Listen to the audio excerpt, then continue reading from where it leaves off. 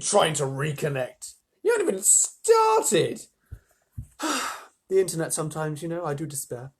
Hello, it's me again. It's John, and here we are for part 4 of Charlie and the Chocolate Factory. Do you feel like chocolate? I certainly do after reading this story especially. Right, where did we get to? Grandpa Joe just gave Charlie his last sixpence to go and buy a chocolate bar, but it didn't have a gold ticket in it. So we're going to have to carry on and find out what happens, aren't we? Here we go.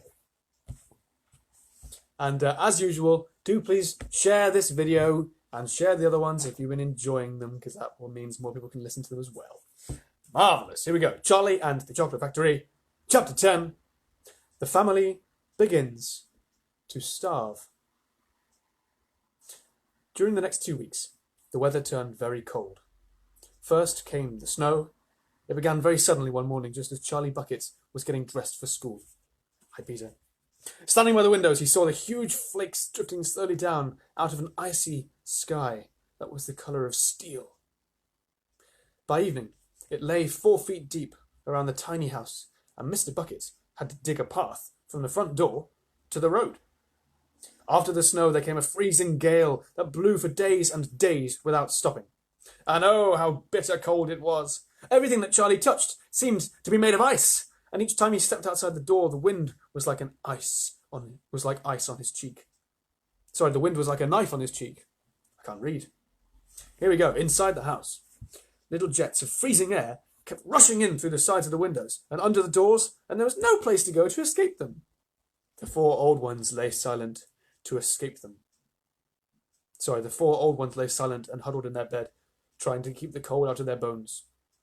The excitement over the golden tickets had long since been forgotten. Nobody in the family gave a thought now to anything except the 2 vital problems of trying to keep warm and trying to get enough to eat. There's something about very cold weather that gives one an enormous appetite. Most of us find ourselves beginning to crave rich steaming stews and hot apple pies and all kinds of delicious warming dishes. And because we are all a great deal luckier than we realise, we usually get what we want, or near enough. But Charlie Bucket never got what he wanted, because his family couldn't afford it. And as the cold weather went on and on, he became ravenously and desperately hungry. Both bars of chocolate, the birthday one and the one Grandpa Joe had bought him, had long since been nibbled away, and all he got now were those thin cabbagey meals 3 times a day. Then, all at once, the meals became even thinner. The reason for this was that the toothpaste factory, the place where Mr. Bucket worked, suddenly went bust and had to close down. Quickly, Mr. Bucket tried to get another job, but he had no luck. In the end, the only way in which he managed to earn a few pennies was by shoveling snow in the streets. But it wasn't enough to buy even a quarter of the food that 7 people needed. The situation became desperate. Breakfast was a single slice of bread for each person now, and lunch was maybe half a boiled potato. Slowly but surely, everybody in the house began to starve. And every day, little Charlie Bucket, trudging through the snow on his way to school, would have to pass Mr. Wonka's giant factory. And every day, as he came near it, he would lift his small, pointed nose high in the air and sniff the wonderful, sweet smell of melting chocolate. Sometimes he would stand motionless outside the gates for several minutes on end, taking deep, swallowing breaths, as though he was trying to eat the smell itself. And here's a picture of the gate. Little Charlie at the bottom.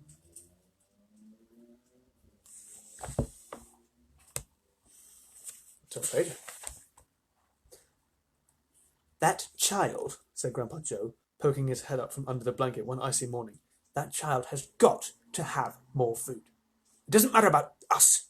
We're too old to bother with. But a growing boy, he can't go on like this. He's beginning to look like a skeleton. What can one do? Murmured Grandma Josephine miserably. He refuses to take any of ours. I hear his mother tried to slip her own piece of bread onto his plate of breakfast this morning, but he wouldn't touch it. He made her take it back. He's a fine little fellow, said Grandpa George. He deserves better than this. The cruel weather went on, and every day Charlie Bucket grew thinner and thinner. His face became frighteningly white and pinched. The skin was drawn so tightly over the cheeks that you could see the shapes of his bones underneath. It seemed doubtful whether he could go on much longer like this without becoming dangerously ill. And now, very calmly, with that curious wisdom that seems to come so often to small children in times of hardship, he began to make little changes here and there in some of the things that he did, so as to save his strength. In the mornings he left his house 10 minutes earlier, so that he could walk slowly to school, without ever having to run. He sat quietly in the classroom during break, resting himself, while the others rushed outdoors and threw snowballs and wrestled in the snow. Everything he did now, he did slowly and carefully to prevent exhaustion. Then, one afternoon, walking back home with the icy wind in his face, and incidentally feeling hungrier than he had ever felt before, his eye was caught suddenly by something silvery lying in the gutter, in the snow. Charlie stepped off the curb and bent down to examine it. Part of it was buried under the snow, but he saw at once what it was. It was a 50p piece. 50p! A 6p piece can get you 1 bar of chocolate. 50p! Quickly, he looked round him. Had somebody just dropped it? No, that was impossible because of the way it had been buried. Several people went hurrying past him on the pavement, their chins sunk deep in the collars of their coats, their feet crunching in the snow. None of them was searching for any money. None of them was taking the slightest notice of the small boy crouching in the gutter. Then it was his? This 50p? Could he have it? Carefully, Charlie pulled it out from under the snow. It was damp and dirty, but otherwise perfect. A whole 50p! Yeah. Oh, he held it tightly between his shivering fingers, gazing down at it. It meant one thing to him at that moment, and only one thing. It meant food.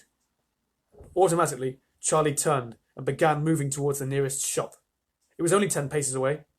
It was a newspaper and stationery shop, the kind that sells almost anything, including sweets and cigars. And what did he do? Oh, what he would do, he whispered quickly to himself. He would buy 1 luscious bar of chocolate and eat it all up, every bit of it, right then and there. And the rest of the money he would take straight back home and give to his mother. Oh, what a nice guy. Oh! Who wants to know what happens next, huh? Hold you in suspense. Holding myself into suspense as well. Here we go. Charlie and the Chocolate Factory, Chapter 11. The Miracle. Charlie entered the shop and laid the damp 50p piece on the counter. 1 Wonka Whipple Scrumptious Fudge Mallow Delight, he said. I can say it today. Woohoo! He said, remembering how much he loved the one he had on his birthday. The man behind the counter looked fat and well-fed. He had big lips and fat cheeks and a very fat neck. The fat around his neck bulged out all around the top of his collar like a rubber ring. Yee. He turned and reached behind him for the chocolate bar. Then he turned back again and handed it to Charlie. Charlie grabbed it and quickly tore off the wrapper and took an enormous bite. Then he took another and another, and oh, the joy of being able to cram large pieces of something sweet and solid into one's mouth. The sheer blissful joy of being able to fill one's mouth with rich, solid food. What accent shall I do for this guy? You look like you wanted that one, sonny, the shopkeeper said, peacefully, pleasantly. Charlie nodded, his mouth bulging with chocolate. The shopkeeper put Charlie's change on the counter. Take it easy, he said. It'll give you a tummy ache if you swallow it like that without chewing. Charlie went on wolfing the chocolate. He couldn't stop. In less than half a minute, the whole thing had disappeared down his throat. He was quite out of breath, but he felt marvellously, extraordinarily happy. He reached out a hand to take the change, then he paused, his eyes just above the level of the counter. They were staring. His eyes were staring at the silver coins lying there. The coins were all 5p pieces. There were 9 of them altogether. Surely it wouldn't matter if he spent 1 more. Oh! I think, he said quietly, I think I'll have just one more of those chocolate bars.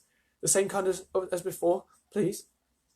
Why not? The fat shopkeeper said, reaching behind him again and taking another Whipple Scrumptious Fudge Mallow Delight from the shelf.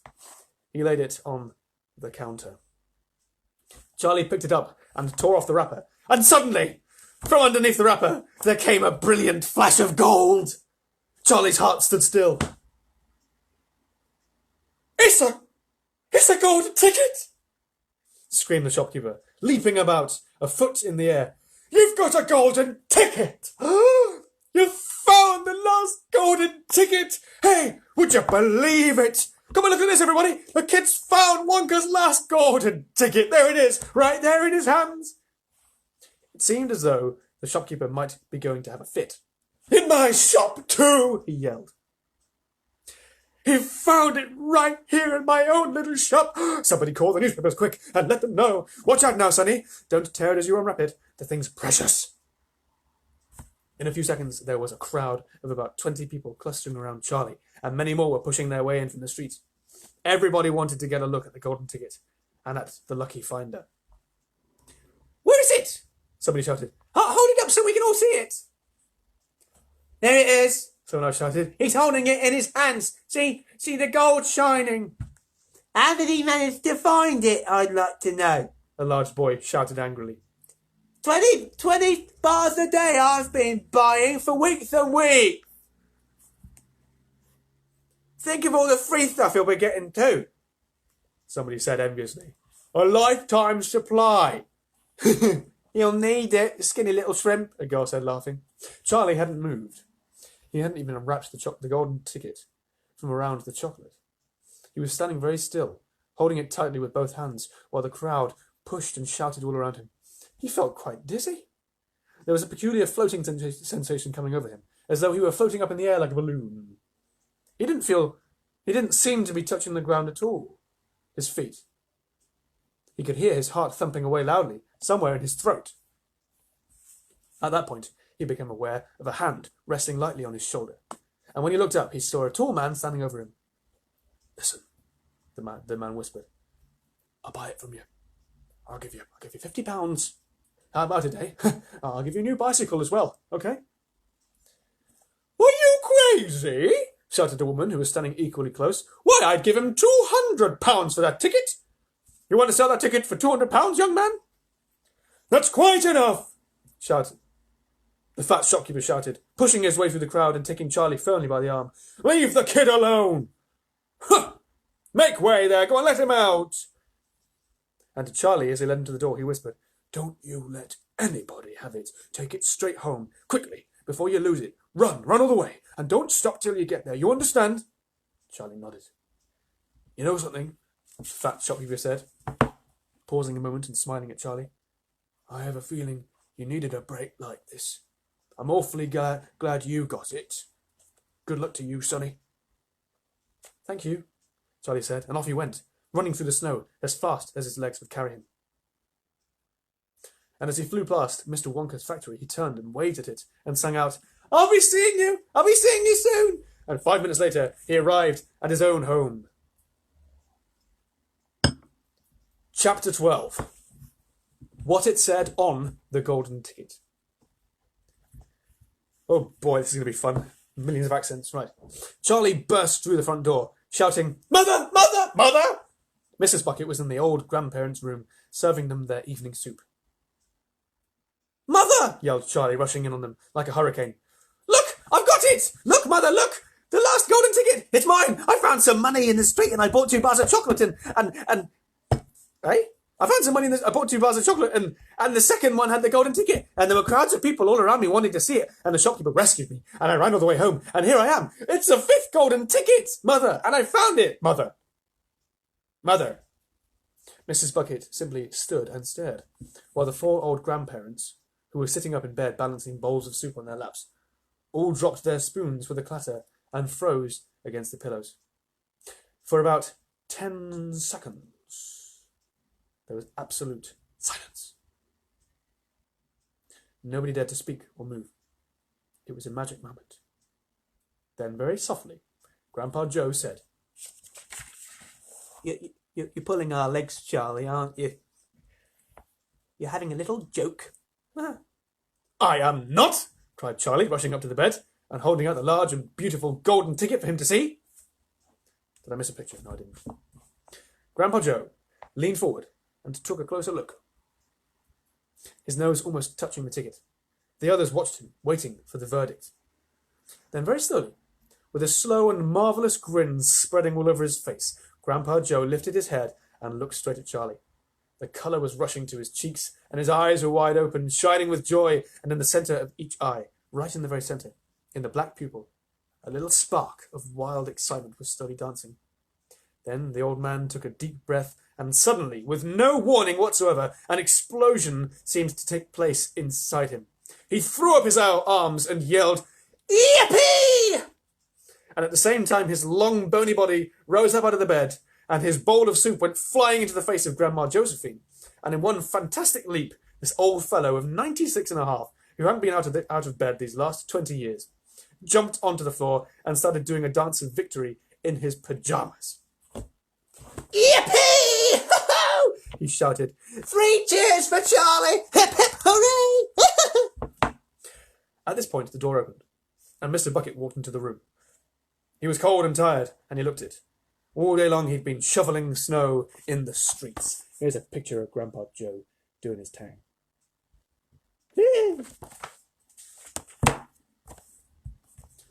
"Cripes! What's going on in here?" he cried. It didn't take them long to tell him what had happened. I don't believe it," he said. "Hey, it's not possible." "Show him the ticket, Charlie," shouted Grandpa Joe, who was still dancing around the floor like a dervish in his striped pyjamas. "Show the father your 5th and last golden ticket in the world." "Let me see it, Charlie," Mr. Bucket said, collapsing into a chair and holding out his hand. Charlie came forward with a very precious document. It was a very beautiful thing, this golden ticket, having been made, so it seemed, from a sheet of pure gold, hammered out almost to the thinness of paper. On one side of it, printed by some clever method in jet black letters, was the invitation itself, from Mr. Wonka. "Read it aloud," said Grandpa Joe, climbing back into bed again at last. "Let's all hear what it has to say." Mr. Bucket held the lovely golden ticket up close to his eyes. His hands were trembling slightly, and he seemed to be overcome by the whole business. He took several deep breaths, then he cleared his throat and said, "All right, I'll read it. Here we go. Greetings to you, the lucky finder of this golden ticket, from Mr. Willy Wonka. I shake you warmly by the hand. Tremendous things are in store for you. Many wonderful surprises await you. For now I do invite you to come to my factory and be my guest for 1 whole day. You and all the others who are lucky enough to find my golden tickets. I, Willy Wonka, will conduct you around the factory myself, showing you everything that there is to see, and afterwards, when it is time to leave, you will be escorted home by a procession of large trucks. These trucks, I can promise you, will be loaded with enough delicious eatables to last you and your entire household for many years. If at any time thereafter you should run out of supplies, you have only to come back to the factory and show this golden ticket, and I shall be happy to refill your cupboard with whatever you want. In this way, you will be able to keep yourself supplied with tasty morsels for the rest of your life. But this is by no means the most exciting thing that will happen on your day of the visit. I am preparing other surprises that are even more marvellous and more fantastic for you and for all my beloved golden ticket holders. Mystic and marvellous surprises that will entrance, delight, intrigue, astonish, and perplex you beyond measure. In your wildest dreams, you could not imagine that such things could happen to you. Just wait and see. And now, here are your instructions. The day I've chosen for the visit is the first day of the month of February. On this day, and no other, you must come to the factory gates at 10 o'clock sharp in the morning. Don't be late. And you are allowed to bring with you either 1 or 2 members of your own family to look after you and to ensure that you don't get into mischief. One more thing. Be certain to have this ticket with you. Otherwise, you will not be admitted. Signed, Willy Wonka. The first day of February? Cried Mrs. Bucket. But that's tomorrow! Today is the last day of January. I know it is. "Cripes!" said Mr. Bucket. "I think you're right." "You're just in time," shouted Grandpa Joe. "There's not a moment to lose. You must start making preparations at once. Wash your face, comb your hair, scrub your hands, brush your teeth, blow your nose, cut your nails, polish your shoes, iron your shirt, and for heaven's sake, get all that mud off your pants. You must get ready, my boy. You must get ready for the biggest day of your life." "Now, don't you overexcite yourself, Grandpa," Mrs. Bucket said, "and don't fluster poor Charlie. We must all try to keep very calm. Now, the first thing to decide is this.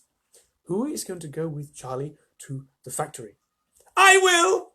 shouted Grandpa Joe, leaping out of the bed once again. "I'll take him! I'll look after him! You leave it to me!" Mrs. Bucket smiled at the old man, and she turned to her husband and said, "How about you, dear? Don't you think you ought to go?" "Well," Mr. Bucket said, pausing to think about it, "no, I'm not so sure that I should. But you must." "There's no must about it, my dear," Mr. Bucket said gently. "Mind you, I'd love to go. It'd be tremendously exciting. But on the other hand, I believe that the person who really deserves to go most of all is Grandpa Joe himself. He seems to know more about it than we do. Shh. Provided, of course, that he feels well enough." Here's a picture of their nice little conversation. Providing that he feels well enough. "Yippee!" shouted Grandpa Joe, seizing Charlie by the hands and dancing round the room. "He certainly seems well enough," Mrs. Bucket said, laughing. "Yes, perhaps you're right, after all. Perhaps Grandpa Joe should be the one to go with him. I certainly can't go myself and leave the other three old people all alone in the bed for the whole day." "Hallelujah!" yelled Grandpa Joe. "Praise the Lord!" At this point, there came a loud knock on the front door. Mr. Bucket went to open it, and the next moment swarms of newspaper men and photographers were pouring into the house. They had tracked down the finder of the... Sorry, just waiting for it to connect. For several hours there was complete pandemonium in the little house, and it must have been nearly midnight before Mr. Bucket was able to get rid of them so that Charlie could go to bed. And speaking about going to bed, if you're listening to this and it's your bedtime, then it's bedtime, because that's all I'm going to read for today. Oh, wasn't that exciting? I'm excited myself. Good grief. Right, well, you have to come back tomorrow evening at 5:30 to find out what happens next, won't you? Aye, that's right. Don't forget to share this video if you've enjoyed yourselves so that others can enjoy themselves too, because I certainly have. Thanks for listening. Do come back tomorrow, 5:30, and we'll see what happens next. So, God bless you. Have a good night. Until then, my friends.